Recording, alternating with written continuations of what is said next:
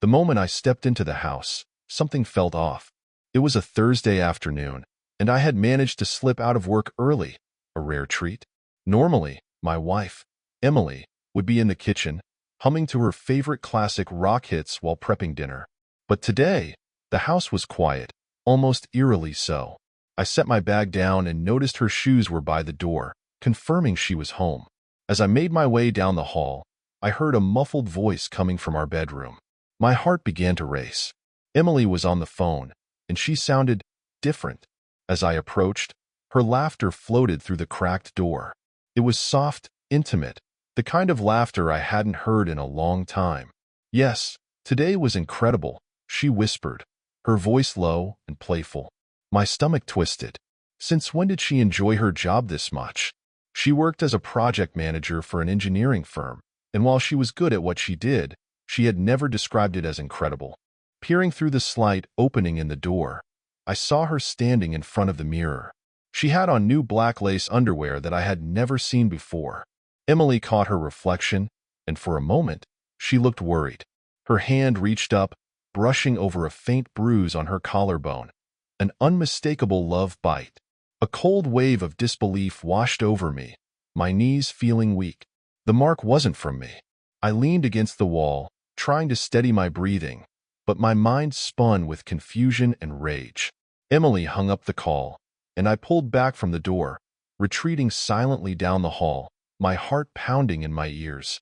How could this be happening? Emily and I had been married for 17 years.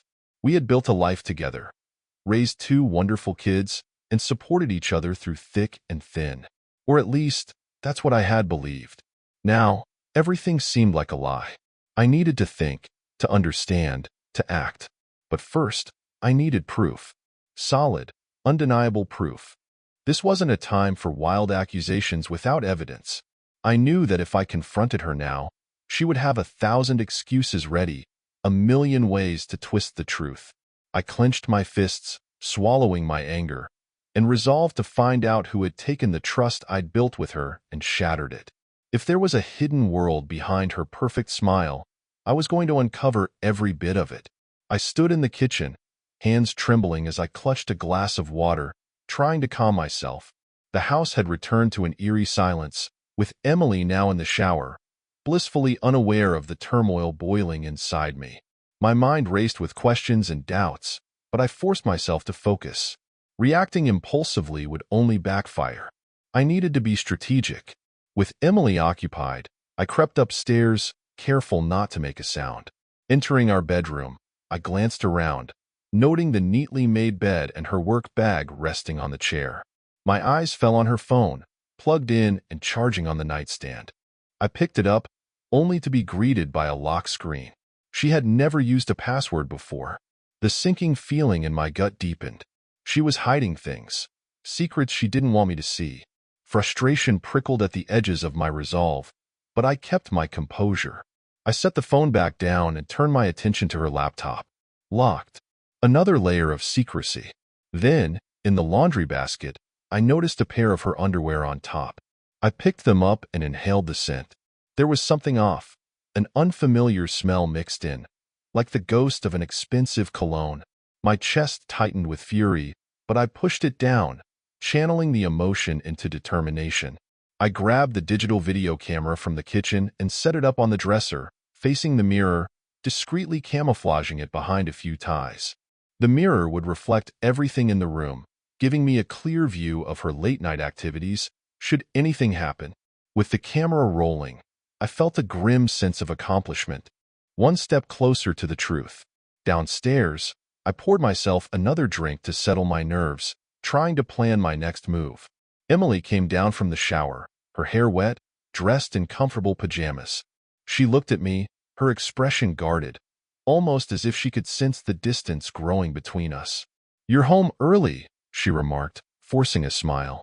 I nodded, forcing a calm demeanor. "Yeah, I figured I'd wrap up some things from home." Her eyes searched mine, but I held my ground, refusing to give anything away.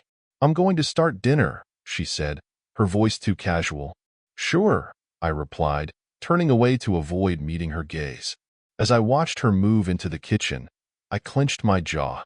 The battle lines were drawn, even if she didn't know it yet. I would discover every dark corner she was hiding, and when the time came, she would have no way to deny it. That night, I couldn't sleep. I lay in bed next to Emily, listening to her steady, peaceful breathing, while my mind churned with thoughts of betrayal and the clues that now seemed so glaring. How had I missed them before? Or maybe I just hadn't wanted to see. My anger simmered under the surface, but I forced myself to remain still. I needed more evidence. The next morning, I woke up early, my resolve stronger than ever. I knew I had to act methodically, like an investigator gathering evidence. Every move I made had to be calculated, every step intentional. I waited for Emily to leave the house, her purse and work bag slung over her shoulder. She kissed me on the cheek, a kiss that now felt hollow and cold. I fought the urge to recoil. As soon as her car disappeared down the street, I sprang into action. First, I checked the video camera. The recording was still running, capturing nothing more than the empty room.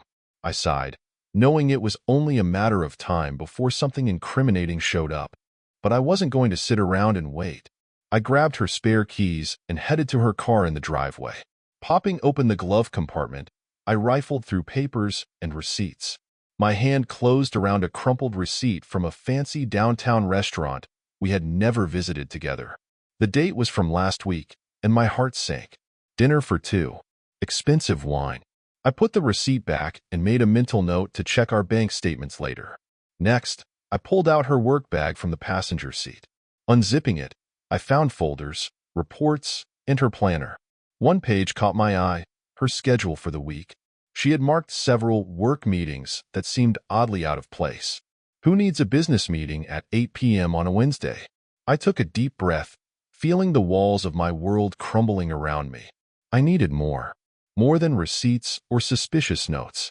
As I locked her car and headed back into the house, my phone buzzed in my pocket. It was a text from my best friend, Mike. Need to talk. Urgent. I called him back immediately. Mike and I had been friends since college. He had been there through all of life's highs and lows, and if anyone could help me make sense of this, it was him. Mike, what's up? I asked, my voice tight. Dude, are you okay? His concern was palpable. Not really, I admitted. Why do you ask? There was a long pause on the other end. I heard something, he said finally, his voice low. About Emily. I didn't want to say anything without proof, but you need to know. My chest clenched. Tell me everything, I demanded. Mike hesitated, but I could hear the tension in his voice. A buddy of mine saw her last week. She was out with some guy, real close and cozy. They were laughing and holding hands at that Italian place downtown, the very same place the receipt had come from. My heart pounded as Mike continued. I didn't want to believe it, man. I really hope I'm wrong. The pieces were coming together, each revelation more painful than the last. Thanks for telling me, I muttered, my hand shaking as I ended the call. I knew what I had to do next. If Emily thought she could keep lying, she was sorely mistaken. The game had begun, and I was determined not to lose. I sat there for a moment, clutching my phone, Mike's words echoing in my head. My pulse roared in my ears, but I forced myself to think rationally. The more evidence I had, the stronger my position would be when I confronted Emily. I couldn't afford to let raw emotion get the better of me. Determined to dig deeper, I went to my home office, pulled up my laptop, and logged into our shared bank account. My stomach twisted as I sifted through the recent transactions. There were charges I didn't recognize: luxury restaurants, hotel bookings, and high-end lingerie stores. All of it lined up suspiciously with her so-called work meetings. I leaned back in my chair, closing my eyes and trying to process it all. 17 years of marriage, 2 kids, and countless sacrifices, all potentially thrown away for someone else. But I wasn't going to let anger consume me just yet. Not until I had the whole picture. Taking a deep breath, I grabbed the second phone I kept for work and called a private investigator I had once hired for a corporate case. His name was Sam, a no-nonsense kind of guy who had seen it all. Sam, it's David, I greeted him. David, what's going on? He replied, surprised to hear from me. I need your help, I said, laying out the situation in brief. I need to know who she's seeing, where she's going, and everything in between. Sam didn't waste any time. I'll set up surveillance and have updates for you by the end of the week, he said. Hang in there. I thanked him and ended the call, feeling the weight of what I had just put into motion. If I was wrong, I would feel like the worst person alive. But if I was right, well, I would make sure Emily understood the consequences of her betrayal. The next few days were some of the hardest of my life. Emily moved around the house with the same radiant smile, the same caring demeanor she always had. It was like she wore a mask, hiding the deceit that was now poisoning our marriage. Our interactions felt hollow, forced. I had to pretend everything was fine while inside. I felt like I was dying. On Friday evening, as we sat at dinner with the kids, I couldn't help but watch her closely. Emily laughed at something our son said, her eyes crinkling at the corners. But even that warmth felt false. I was studying her every expression, every word, searching for cracks in the facade. She glanced at me and noticed my gaze. "David, you okay?" she asked, her voice full of concern. I forced a smile, nodding. "Yeah, just thinking about work," I lied. "Try not to let it get to you," she said, reaching across the table to squeeze my hand. The touch made my skin crawl, but I kept my composure. Later that night, after the kids had gone to bed, Emily approached me in the living room. She sat down beside me, her hand sliding over mine. "I've noticed you've been distant lately," she said softly. "Is something wrong?" The nerve of her to ask me that, when she was the one keeping secrets. I fought back the anger that bubbled up. "Just stressed from work," I replied, my voice neutral. Her eyes searched mine for a moment, and I wondered if she suspected anything. "I'm here if you want to talk," she said. I couldn't bring myself to respond. I was playing the long game, gathering every piece of evidence I could. When the time came, I wanted her to have no room for denial, no way to twist the truth. I just had to endure the charade a little longer. Saturday morning arrived, and Emily left early for a supposed work conference. I watched her drive away, her smile carefree and her bag packed with what I now knew were lies. My jaw clenched as her car disappeared down the street, but I had to remind myself to stay patient. This was all part of the plan. Once she was gone, I grabbed my keys and headed to a nearby coffee shop to meet with Sam, the private investigator. He had texted me the night before, saying he had urgent updates. When I entered the cafe, Sam was already there, seated in a corner booth with a steaming cup of coffee in front of him. His face was serious, his demeanor all business. "David," he greeted, gesturing for me to sit. I slid into the booth, my heart pounding. "What do you have?" I asked, barely able to contain the anxiety. Sam didn't waste time. He opened his laptop and turned it so I could see. "I've been following Emily, just as you requested. She's been meeting a man named Greg Harper. He's an executive at one of the firms she collaborates with." I felt like the air had been sucked out of the room. Greg Harper. The name sounded familiar, but it wasn't until Sam pulled up a photo that I recognized him. Tall, with a chiseled jawline and a confident smile. I had met him at a company event once, a charismatic guy who seemed to have everything. They've been meeting at hotels, restaurants, and even his office after hours, Sam continued. "Here are some photos." He clicked through a series of images that showed Emily with Greg. They looked too comfortable, too intimate. Her hand on his arm, his fingers brushing her cheek. Each photo felt like a dagger, twisting deeper. My stomach churned, but I forced myself to keep looking. "And the conference today?" I asked.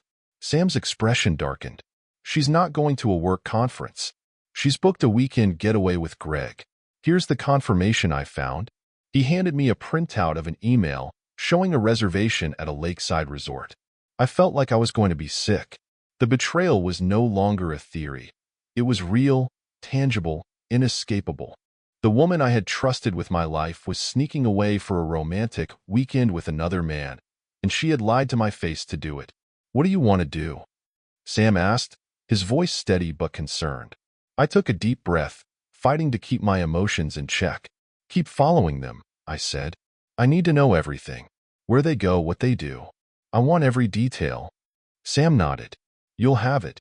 I'll stay on top of them all weekend." I thanked him and left the coffee shop, my mind spinning. I drove around aimlessly for a while, unsure where to go or what to do. I couldn't go home and pretend everything was normal, not now.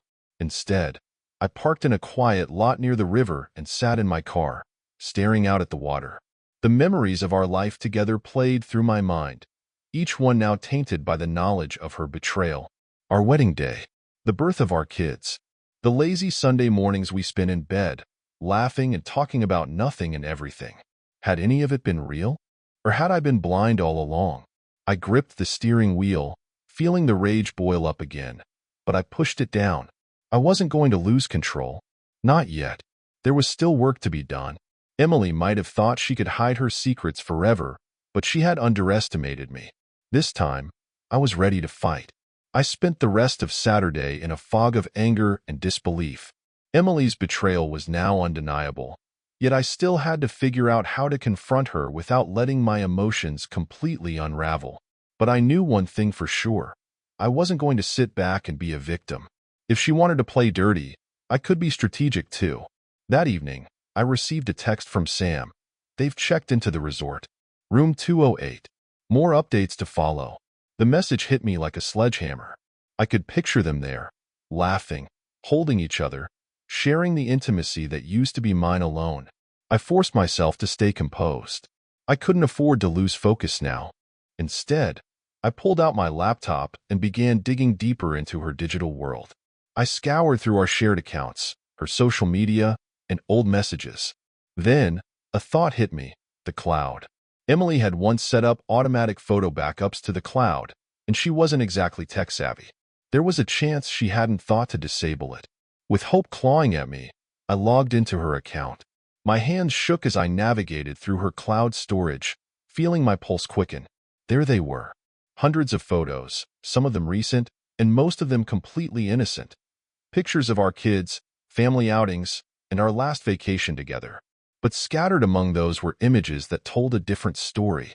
Photos of her and Greg, together in places I'd never been.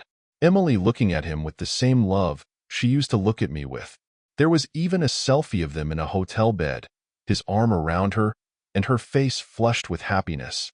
I slammed my laptop shut, while rising in my throat. It was one thing to know, to suspect, but seeing it made it all too real. My mind screamed for revenge, for a way to make her feel the same kind of anguish she had inflicted on me. But I took a deep breath, reminding myself that I needed to stay level-headed. The kids were staying at my parents' house for the weekend, so at least I didn't have to pretend for them. But the emptiness of the house now felt suffocating, a painful reminder of everything I was losing. I paced around, trying to decide what to do next. Then, my phone rang. It was Mike again. "David, you all right?" he asked, his voice heavy with concern. "Not really," I replied, my voice strained. "It's worse than I thought. She's with him now, at some resort." There was a pause. "Man, I'm so sorry. What are you going to do?" "I'm not sure yet," I said, my mind racing with options. "But I'm not letting her walk away from this without facing the consequences." Mike hesitated, then spoke cautiously. "Just don't do anything you'll regret. Revenge can get messy, and you've got the kids to think about." His words struck a nerve, but he was right. I couldn't afford to act recklessly.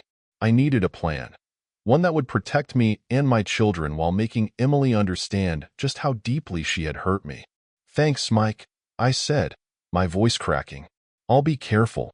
But trust me, I'm not backing down." After I hung up, I made a decision. It was time to prepare for the confrontation. But this wasn't just about Emily anymore.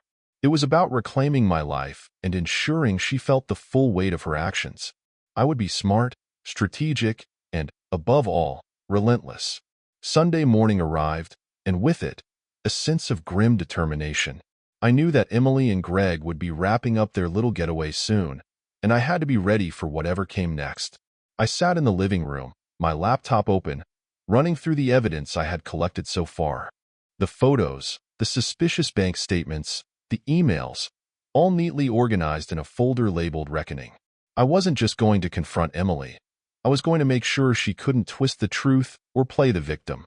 She had underestimated me, thinking I would sit back and let her lies continue unchecked. But she was about to learn just how wrong she was. Around noon, Sam texted me again. They've checked out and are headed back. She should be home in about 2 hours. My pulse quickened as I read the message. The wait was almost over. I spent those 2 hours replaying memories in my mind, a mental slideshow of the life we had built together. I thought about our wedding day, the first time we brought our newborn son home, the nights we'd stayed up talking about our dreams.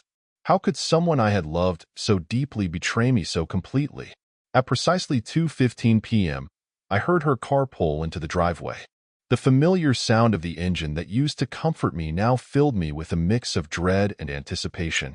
I stood by the kitchen counter, bracing myself for what was about to come. The front door opened, and Emily stepped inside, wearing her usual warm smile.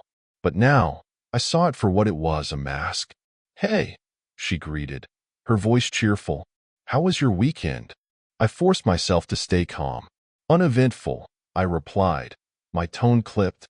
"How was your conference?"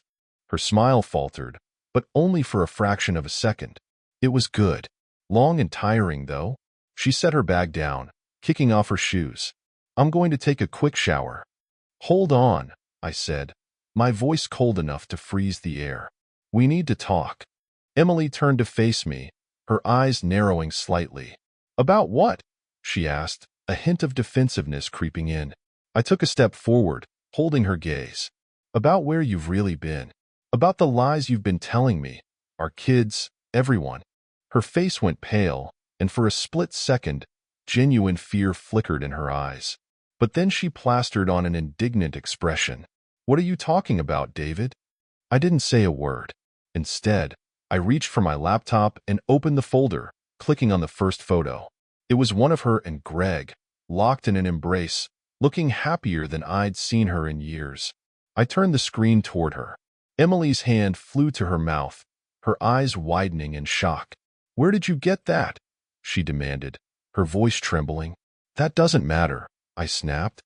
"What matters is that I know everything. I know about Greg. I know about your little weekend getaway. I know about all the times you looked me in the eyes and lied." She stumbled back a step, her mask slipping. Tears began to well up in her eyes, but I felt nothing but cold detachment. "David, please, let me explain." "No." I cut her off, my voice harsh. "You don't get to explain. You don't get to twist this or make excuses. I gave you everything, Emily. 17 years of my life, and this is how you repay me." The tears fell freely now, but I couldn't bring myself to care. Her betrayal had carved out a piece of my heart, leaving behind a void I didn't know how to fill. But I wasn't done yet. I had more cards to play, and she needed to feel the full weight of what she had done. Emily's tears flowed faster, her lips quivering as she took a shaky breath. "David, I never meant to hurt you," she whispered, her voice cracking. She looked at me with a desperation I hadn't seen before, but I couldn't feel any sympathy. Her words were hollow, an insult to everything we had built together. I kept my gaze fixed on her, unrelenting. "You didn't mean to hurt me?" I echoed, my voice dripping with disbelief. "That's the best you've got? How long has this been going on, Emily? How many lies have you told to cover your tracks?" She hesitated, and I could see her mind racing, trying to come up with an answer that would somehow lessen the damage. But there was no way out, and she knew it.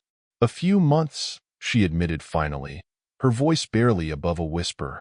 "It just happened." I laughed, a harsh, humorless sound that made her flinch. "It just happened? You don't accidentally cheat on your spouse, Emily.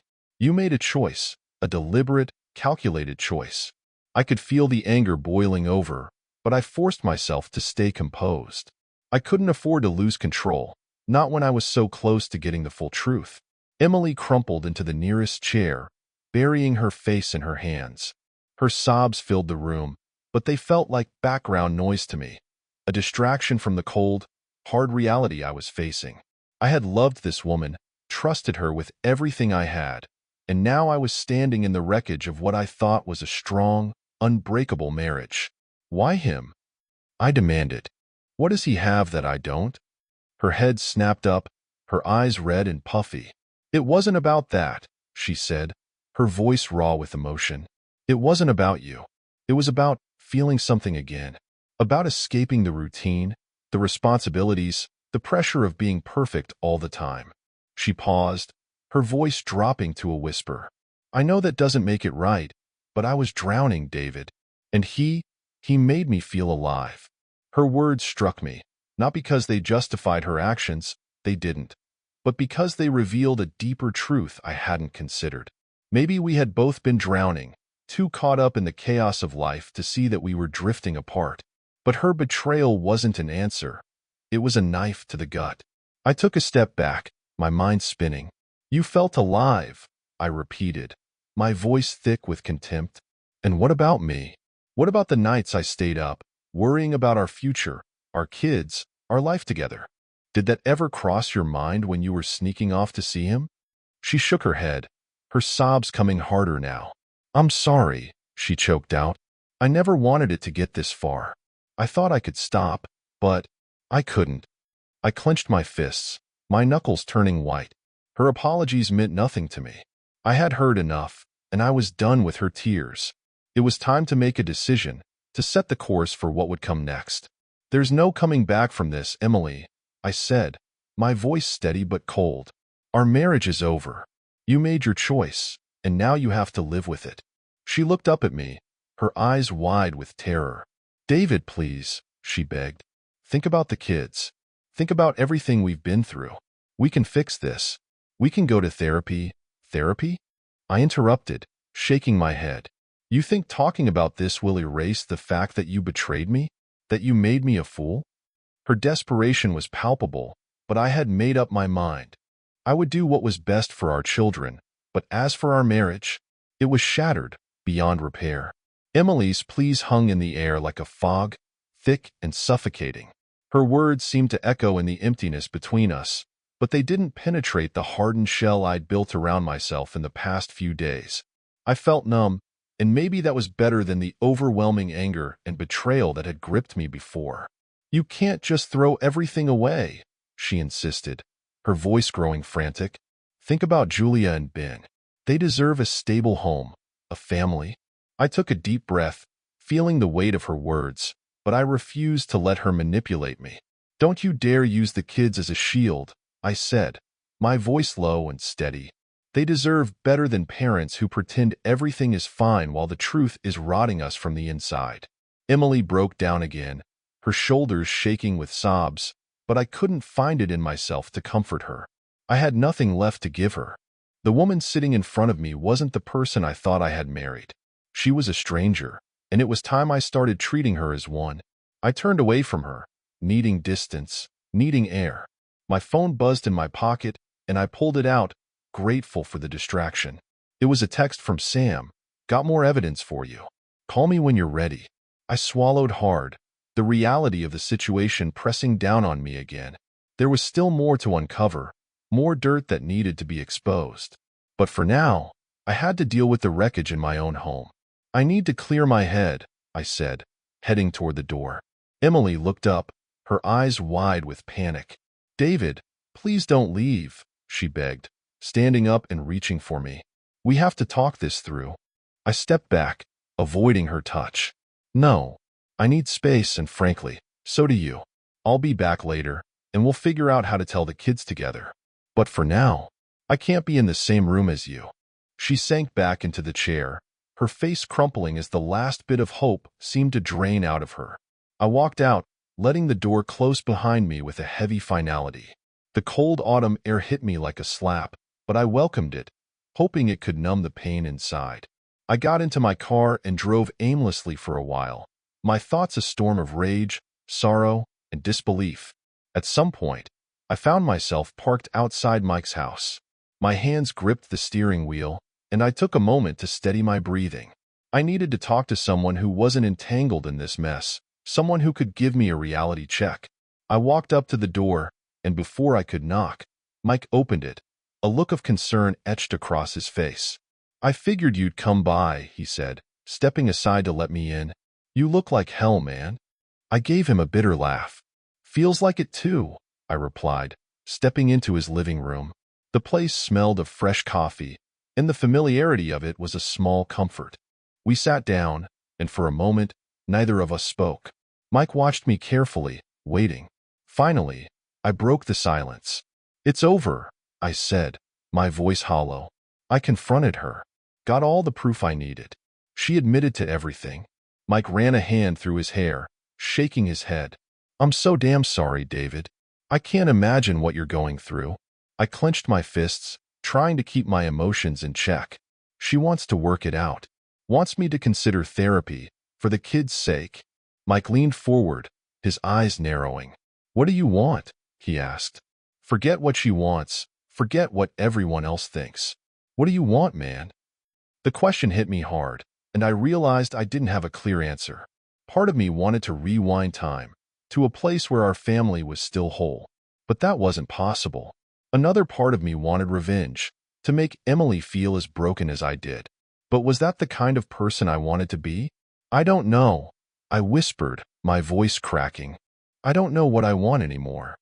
Mike put a hand on my shoulder. "You don't have to figure it all out today," he said. "Take your time. Just know that you deserve better than this, and whatever you decide, I've got your back." His support, his friendship, it was a lifeline in this sea of chaos.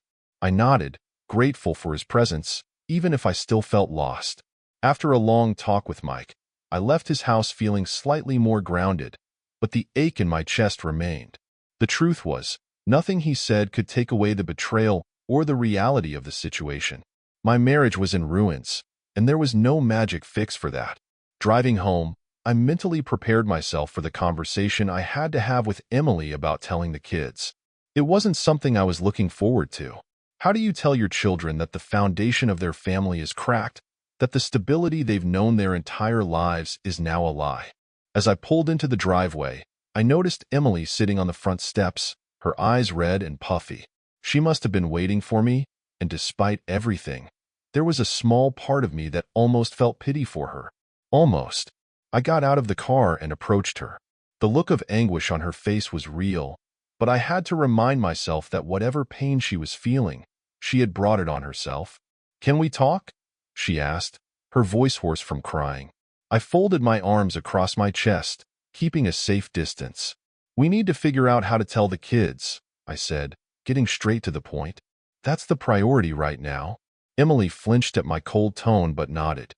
"You're right," she agreed. "We owe it to them to be honest." But her voice trailed off, and she looked up at me with pleading eyes. "Please, David, can't we try to make this work for them? I know I messed up. I know I hurt you. But I love our family, and I'm willing to do whatever it takes to fix this." I looked away, the bitterness rising again. "It's not that simple," I said. "You shattered the trust between us. You didn't just hurt me. You broke everything we had." Emily stood, desperation making her voice waver. "But trust can be rebuilt. We can go to counseling. We can work on this, for the kids, for us." I clenched my jaw, feeling the weight of her words. She was grasping for hope, for some way to mend what she had torn apart, but I didn't know if that was even possible. I didn't know if I could ever look at her the same way again, or if I wanted to. Before I could respond, the front door opened, and Julia stepped out, her eyes wide with concern. "What's going on?" she asked, looking between the two of us. Emily and I exchanged a glance, and the moment of reckoning came crashing down. We couldn't avoid this conversation any longer. Taking a deep breath, I motioned for Julia to come sit with us on the steps. "Where's your brother?" I asked her gently. "He's upstairs," she replied, her voice cautious. "Should I get him?" I nodded, my heart pounding. "Yeah, bring him down. We need to talk." As Julia disappeared back into the house, Emily and I shared a look, one filled with unspoken pain and dread. This was it, the moment everything changed. And as Ben came down the stairs, following Julia, I braced myself for the hardest conversation of my life. Ben and Julia sat on the steps beside Emily and me, their eyes full of confusion and worry. It broke my heart to see them like that, knowing we were about to drop a bomb on their world. My throat felt tight, and for a moment, I didn't think I could speak. But this was my responsibility, my role as their father. I had to be strong for them. I took a deep breath and looked at my kids, trying to summon the words. "Your mom and I have something serious to talk to you about," I began. my voice steady but heavy with emotion. And I need you both to listen carefully. Julia's face twisted with worry, and Ben's brow furrowed as he tried to make sense of the tension between Emily and me. Emily reached out as if to comfort them, but she pulled her hand back at the last moment, guilt weighing her down. I continued, my gaze shifting between them. Your mom and I have been having some problems, serious problems that have shaken our marriage. I paused, feeling the words catch in my throat. We both love you very much, and that will never change, but we need to be honest with you about what's going on. Julia's eyes widened. Are you getting divorced? She whispered, her voice trembling. Emily's breath hitched, and tears began to stream down her face. We don't know yet, she said softly, her voice cracking. We're trying to figure things out, but things are very difficult right now. Ben, who had been sitting quietly, suddenly stood up, his fists clenched. Why? He demanded, his voice rising with anger and fear. What happened? The moment had come. There was no sugarcoating this, no way to spare them from the ugly truth. I looked at Emily, silently giving her the chance to take responsibility, but she lowered her head, unable to meet our children's eyes. It was up to me. Your mom made some choices that hurt our family, I said, my voice breaking. She broke our trust in a way that's very hard to repair. Julia's face contorted with disbelief. What do you mean? What did she do? Emily sobbed quietly, but I couldn't hold back any longer. She was unfaithful, I said bluntly, feeling the weight of the words fall like stones into the silent space between us. She betrayed our family. The shock on Julia's face was painful to witness, and Ben took a step back, as if he had been physically struck. No, he whispered, shaking his head. That can't be true. Emily finally looked up, her face drenched with tears. I'm so sorry, she choked out, her voice desperate and broken. I never meant for any of this to happen. I love you both so much. Julia's tears spilled over, and she pulled her knees to her chest, looking small and vulnerable. How could you do this, Mom? She asked, her voice cracking. How could you hurt Dad and us? Ben's face was a storm of emotions, anger, sadness, confusion. He glared at Emily, his jaw clenched. You ruined everything, he spat, his voice shaking. Everything. Emily reached for him, but he stepped back. Please, she begged. I'm still your mom. I love you more than anything. But Ben wasn't having it. He turned and stormed into the house, slamming the door behind him. Julia sobbed openly, her shoulders heaving as the reality of our shattered family set in. I felt my heart shatter all over again, not from Emily's betrayal, but from the pain in my children's eyes. I put an arm around Julia, trying to comfort her as best I could, even though I felt as lost and broken as she did. Emily sat there, her face buried in her hands, and I knew that this was only the beginning. We had a long road ahead of us, and it was going to be the hardest thing we'd ever faced as a family. Julia wept into my shoulder, and I held her as tightly as I could, wishing I could shield her from the storm that had just torn through our family. Emily sat a few feet away, still crying into her hands, but I couldn't muster any sympathy for her. Right now, my only concern was my kids. Ben's heavy footsteps upstairs echoed through the house, followed by the slam of his bedroom door. His anger was palpable, and I knew that trying to reach him right now would be futile. Julia pulled back slightly, wiping her tears with the back of her hand. Her face was flushed, her eyes puffy. Dad, she whispered, her voice broken. Is there any chance that you and Mom can fix this? I looked into her eyes, my heart aching. I wanted to promise her that everything would be okay, that her parents would work things out, but that would be another lie. And if there was one thing I refused to do from this point forward, it was to lie to my children. I don't know, I said honestly, my voice heavy with sorrow. I don't want to give you false hope. Right now, I'm just trying to figure out what's best for all of us. What I can promise is that, no matter what happens between your mom and me, both of us love you and your brother more than anything. Julia nodded, but I could see the fear in her eyes. The security of her family had been ripped away, and she was clinging to whatever fragments remained. I gave her another hug, wishing there was more I could do. Emily sat up, her face streaked with tears. "Julia," she whispered, her voice hoarse, "I'm so sorry. I know I've hurt you, and I know I've damaged our family. But please believe me when I say that I love you and Ben more than anything in the world." Julia didn't look at her. She wiped her nose and whispered, "I need to be alone," before standing up and walking slowly back into the house. Emily watched her go, her expression one of utter devastation. When the door closed behind Julia, Emily and I were left alone on the front steps, the weight of our shattered lives pressing down on us. Emily turned to me, her eyes searching mine. "David," she said, her voice raw, "is there really no chance for us? I'll do anything to make this right." I clenched my jaw, trying to keep my emotions in check. "You don't understand, Emily," I said, my voice low and steady. "You've burned down everything we built together. Trust isn't something you can just glue back together with apologies and promises." "But we have history," she insisted, her voice cracking. "We have years of love and memories. Doesn't that count for something?"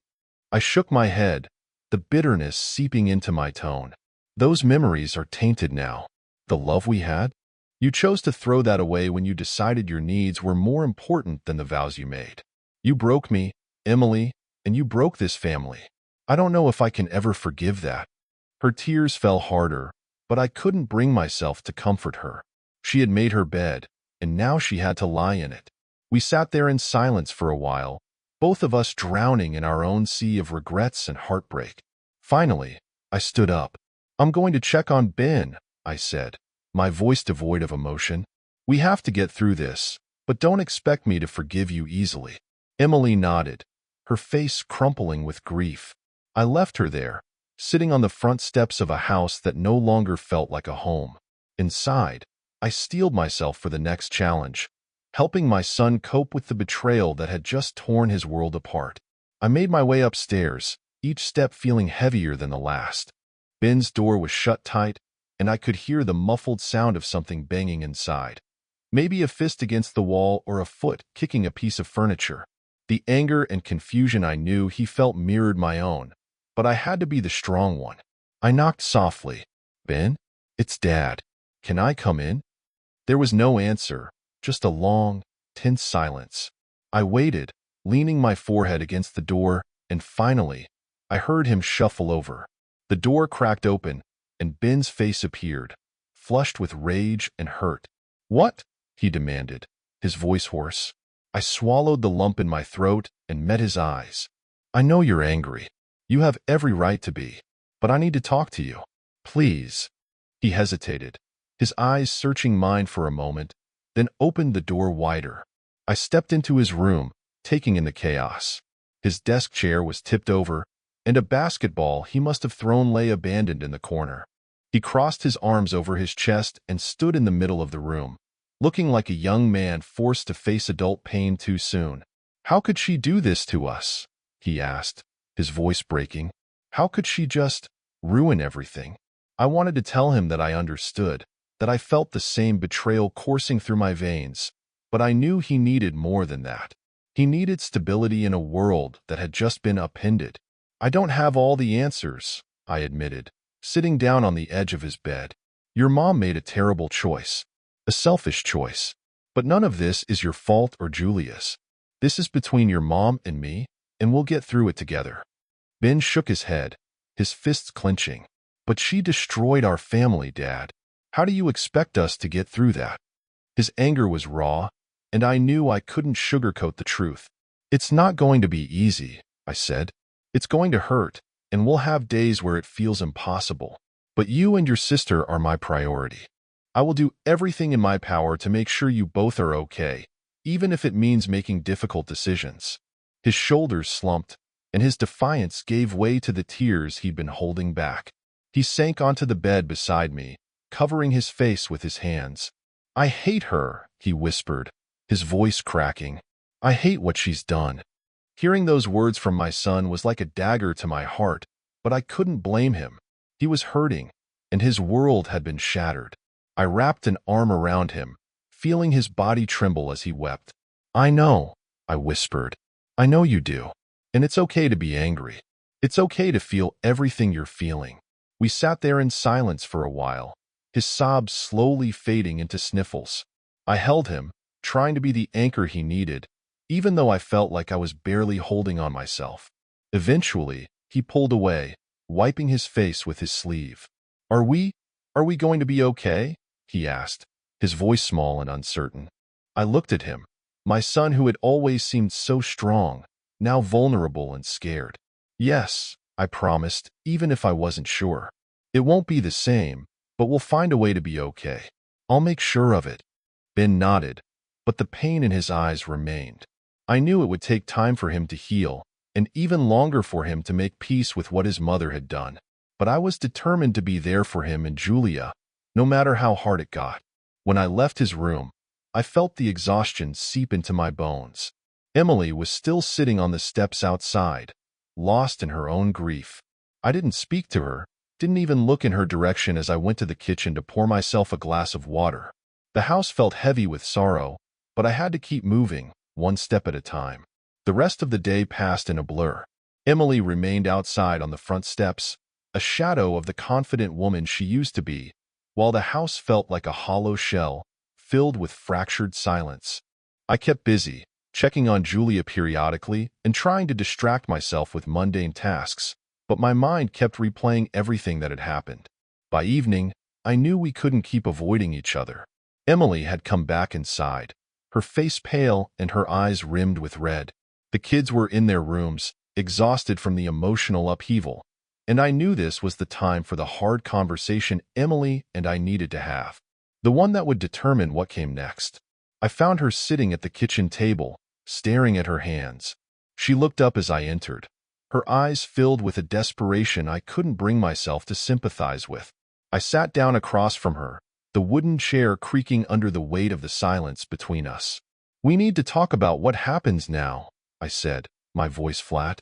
Emily nodded, wiping at her eyes. "I know," she whispered. "I've been thinking about it all day. I don't want to lose this family, David. I want to try to make things right, if you'll let me." Her words stung, not because I wanted to reconcile, but because they were a reminder of how deep the damage ran. "I don't think you understand how far gone we are," I said, my tone as controlled as I could manage. "Trust isn't something that can just be patched up. It's shattered, Emily. You destroyed it." She flinched as if I'd struck her, but I wasn't going to soften the blow. She needed to feel the full weight of what she'd done. "I know I did," she admitted, her voice trembling, "but I'm willing to do whatever it takes.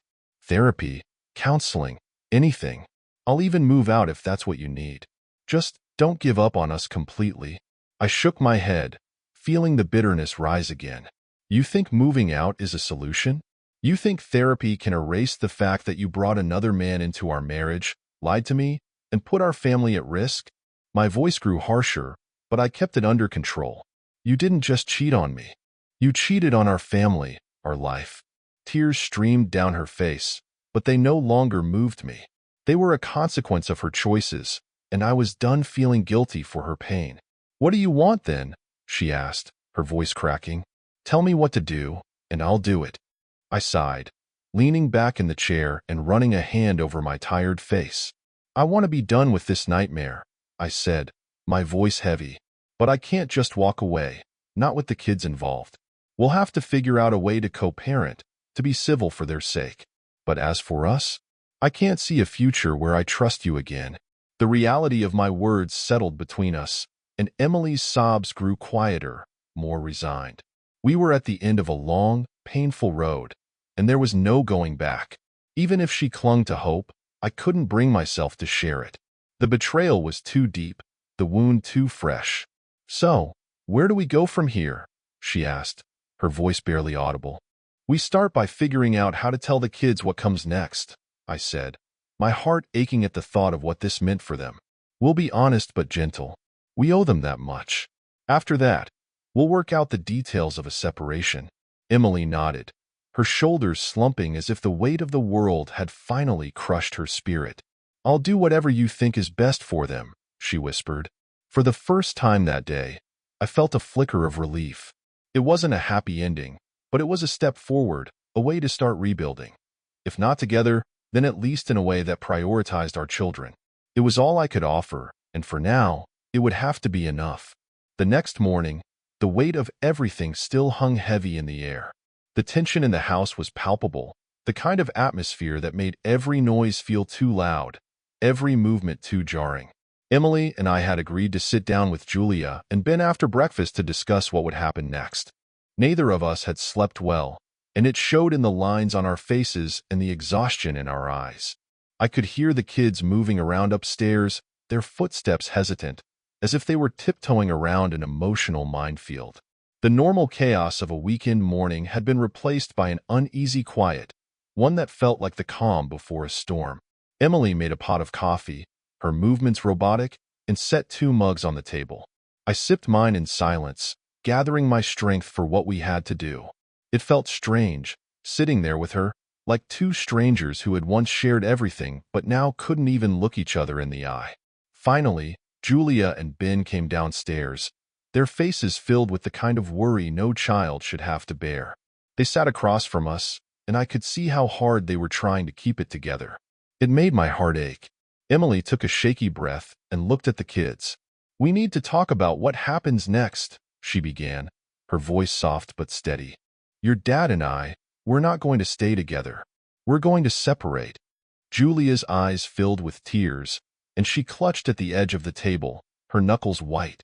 Ben's jaw clenched, but he kept his gaze fixed on the floor, refusing to look at either of us. The pain in their eyes was unbearable, but I forced myself to keep going. "This doesn't change how much we both love you," I added, my voice firm. "You are our top priority, and we're going to work together to make sure you're both supported and cared for." Julia shook her head, tears spilling down her cheeks. "But why?" she whispered.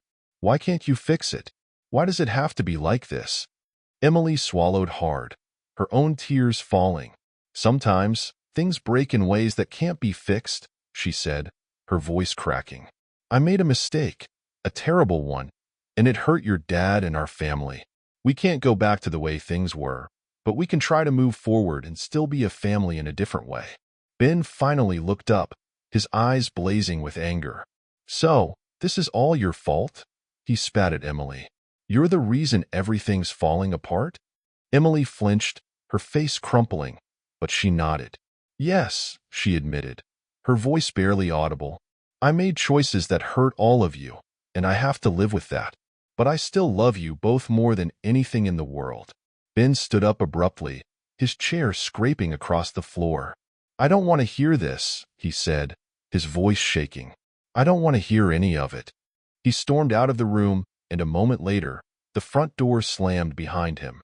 Julia buried her face in her hands, sobbing, and I reached out to comfort her, though I knew it was a small gesture in the face of her overwhelming pain. Emily sat there, broken and defeated, her shoulders hunched as she wept silently. In that moment, I realized that this was our new reality. We would never be the family we once were, and the road ahead would be full of difficult conversations, painful memories, and a slow, grueling process of healing. But I had to believe that, someday, we would find a way to be okay. Not whole, not the same, but okay. It was the only hope I had left. The house felt emptier than ever after Ben's departure, his anger echoing through the silence he left behind. Julia continued to cry softly, and I held her, my heart breaking for the pain she had to endure. Emily sat across from us, her shoulders trembling with silent sobs, but I couldn't focus on her anymore. My children needed me. After a few moments, Julia wiped her eyes and pulled back from my embrace. "How are we supposed to move forward?" she whispered, her voice heavy with sadness. "How do we even start?" I swallowed hard, trying to come up with the right words, even though I had no clear answer. "One day at a time," I said gently. "It's going to be hard, and it's okay to feel sad, angry, or confused, but we'll figure it out together. I promise I'll be here for you, no matter what." Julia nodded, but the fear and uncertainty in her eyes remained. I wished I could do more to make it go away, but I knew this wasn't a pain that could be easily fixed. It would take time, patience, and an unyielding commitment to supporting them through it. Emily looked up at Julia, her face etched with remorse. "I know I've hurt you," she said, her voice breaking. "And I know I have to earn your trust back, even if it takes the rest of my life. But I'll do whatever it takes to be the mom you deserve." Julia didn't respond, her gaze fixed on the table. The betrayal was too fresh, too raw. Emily's words might have been sincere, but it would take more than that to rebuild the connection she had shattered. We were all broken in our own ways, each of us carrying wounds that would scar. A knock at the door broke the tense moment, and my heart skipped a beat, hoping it was Ben returning. I got up to answer, but instead of my son, I found Mike standing on the front porch. He had a worried look on his face, one that told me he knew exactly how bad things had gotten. "Hey," he said, his voice low. "I saw Ben outside, wandering around the neighborhood." He looked upset. "So I thought I'd come by and see how you were holding up." I nodded, grateful for his presence. "Thanks, Mike. It's been rough." That was an understatement, but he seemed to understand. Mike stepped inside and gave me a reassuring pat on the back. "I'll go see if I can talk to Ben," he offered, his voice kind but firm. Sometimes, a friend can reach him in ways a parent can't. I felt a wave of relief. "I'd appreciate that," I said, my voice thick with emotion. "Just make sure he's okay." Mike nodded and headed back out, leaving me with the hope that Ben might open up to him, even if he couldn't face me or his mother right now. I closed the door and turned back to find Julia standing in the hallway, her arms wrapped around herself. "Will Ben be okay?" she asked, her voice trembling. I walked over and pulled her into another hug. "He will be," I said, trying to believe my own words. "It's going to take time, but we'll get through this. Together." Julia held on to me tightly, and for a moment, the weight of the situation felt almost bearable. Almost. Emily stayed in the kitchen, watching us with tear-filled eyes, but I couldn't bring myself to comfort her. Not yet. She had her own path to walk now, her own guilt and consequences to face. My priority was my children and rebuilding the pieces of our lives that had been shattered. As Julia and I stood there, I realized that moving forward wouldn't mean erasing the pain. It would mean learning to live with it, to find a way to be stronger, even in the face of heartbreak. Mike didn't return with Ben for hours, and each minute felt like an eternity. Julia stayed close, oscillating between quiet moments of tearful reflection and small attempts to distract herself, like flipping through old photo albums or absent-mindedly sketching in her journal. I tried to be there for her, but the constant worry about Ben gnawed at me, leaving me restless and agitated. Emily stayed mostly in the background, giving Julia and me space. Occasionally, I caught glimpses of her pacing the living room or wiping away fresh tears. She looked lost, a shadow of the person I had once known, but I forced myself not to dwell on her pain.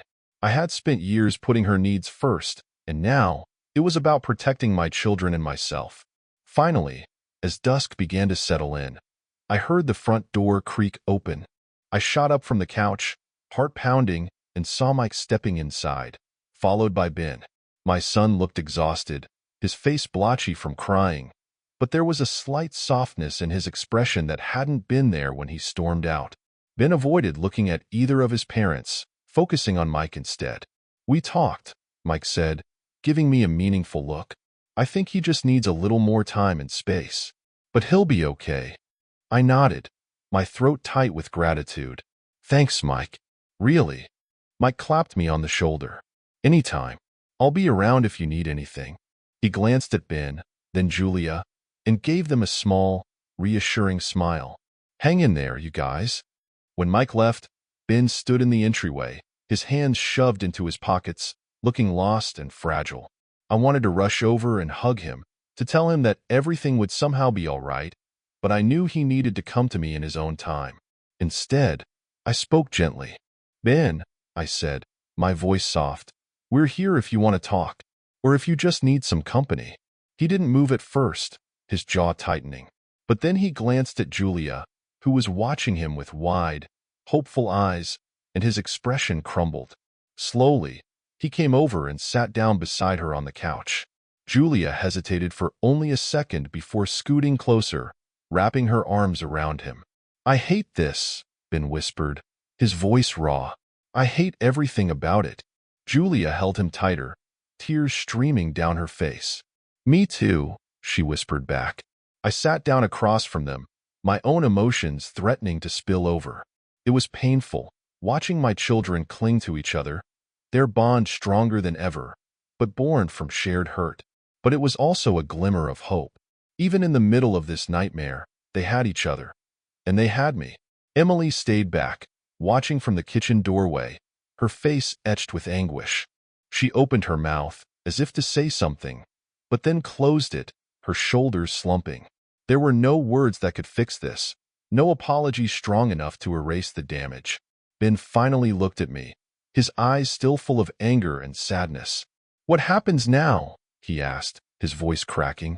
I took a deep breath. "We figure it out together," I said. "One day at a time. We don't have to have all the answers right now, but we'll get through it. I promise." He nodded, though the doubt in his eyes remained. And I understood, because I didn't have a perfect solution. I didn't know how to make the pain go away, but I was willing to fight for them, to give everything I had to make sure they felt loved and safe. Emily stepped forward, her voice trembling. "Ben, Julia, I know I've failed you," she said, her voice thick with regret. "I don't expect you to forgive me, but I'm here, and I love you. More than anything." The kids didn't respond, and a heavy silence filled the room. Emily's words hung in the air, sincere but powerless against the storm of hurt she had caused.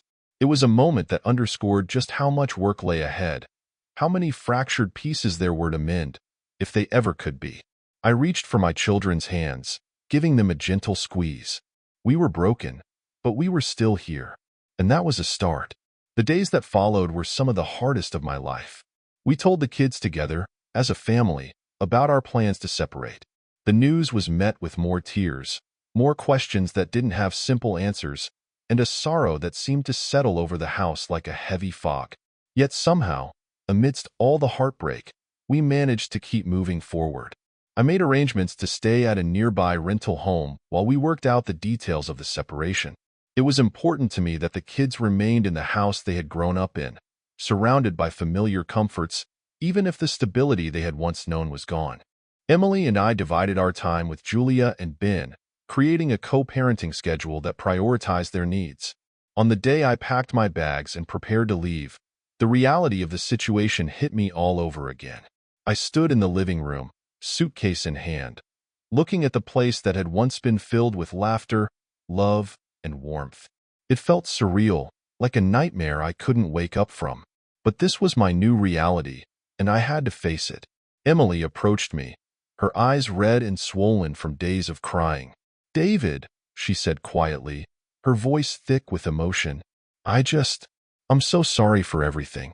I know that doesn't change anything, but I need you to know how much I regret the pain I've caused."